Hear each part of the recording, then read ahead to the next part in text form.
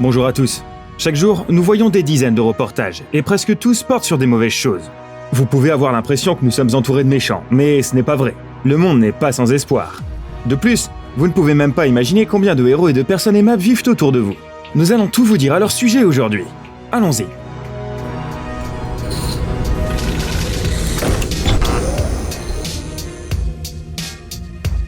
Sauvé au dernier moment. Vous devez exercer votre métier de manière responsable et avec un dévouement total. Pourquoi ? Nous allons vous en faire la démonstration. Pendant son service à la gare de Lonavala en Inde, cet officier de la Railway Protection Force aurait pu se reposer. Les passagers étaient à leur place et le train prenait déjà de la vitesse. Alors que pouvait-il se passer ? Il est resté vigilant, a continué à prêter attention et a empêché une tragédie. La fille sur cette vidéo a soudainement changé d'avis et a décidé de descendre du train qui allait déjà assez vite. Elle a réussi à monter sur le quai avec un pied. Une nouvelle vie. L'histoire suivante s'est déroulée à Nashville, aux États-Unis. Jackie Vandal, responsable du recrutement dans un magasin Kroger, a publié un flyer concernant un salon de l'emploi et a fini par rencontrer le candidat peut-être le plus tenace de sa carrière. Lashenda Williams venait la voir tous les jours avec une seule question. « Avez-vous de la place pour moi ?» Il faut admettre que sa persévérance pouvait être alarmante, mais Jackie avait le sentiment que Lashenda avait vraiment besoin d'aide. Et elle ne s'était pas trompée. Il s'est finalement avéré que Lashenda avait subi des conséquences d'un passé dur et cruel. Elle avait perdu sa maison et vivait dans sa voiture sur le parking du magasin.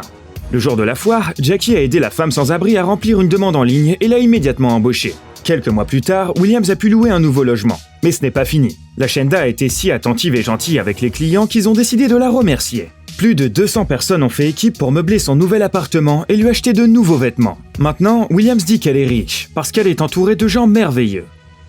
Le plus gros pourboire. Être livreur peut sembler simple, mais en fait, conduire toute la journée et faire des centaines de visites de maison n'est pas si facile.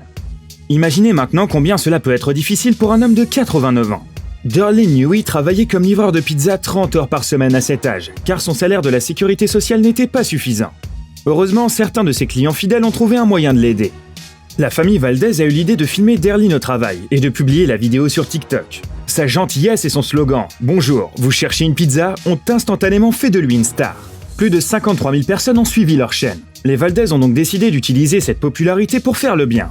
De nombreux utilisateurs ont été heureux de faire un don, et le livreur a reçu son plus gros pourboire, $12 000 de la part de la famille TikTok. Le vieil homme ne savait pas quel genre de plateforme magique c'était, mais il était très reconnaissant envers tous les utilisateurs. Il a également reçu un t-shirt avec l'inscription « Bonjour, vous cherchez une pizza ?» N'est-ce pas magnifique ? Un charpentier généreux. Vous croyez toujours qu'il n'y a pas de gens généreux ? L'histoire de Dale Schroeder va changer votre opinion. Cet homme ne pouvait pas réaliser son rêve, alors il a consacré sa vie à réaliser le rêve des autres. Dale a grandi dans la pauvreté, dans une petite ville de l'Iowa. Il n'a pas eu la possibilité d'obtenir un diplôme universitaire de renommée, alors il a commencé à travailler comme menuisier.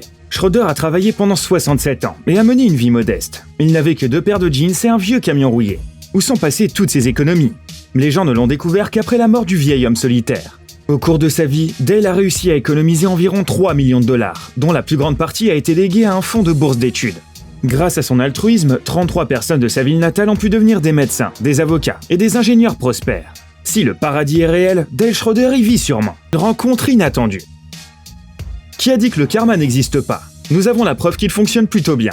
En 2018, de fortes pluies ont emporté une partie d'une route dans le comté d'Amelia aux États-Unis. La situation a été si mauvaise que les habitants ont dû demander de l'aide sur les médias sociaux. Et l'appel a été répondu par le propriétaire de l'entreprise, Winston Marsden. Il a dit avoir entendu une voix intérieure qui lui disait d'agir. Avec ses amis et partenaires, Winston a fait don de matériaux de construction, une pelleteuse et la main-d'œuvre. Le coût total du projet était de $10 000.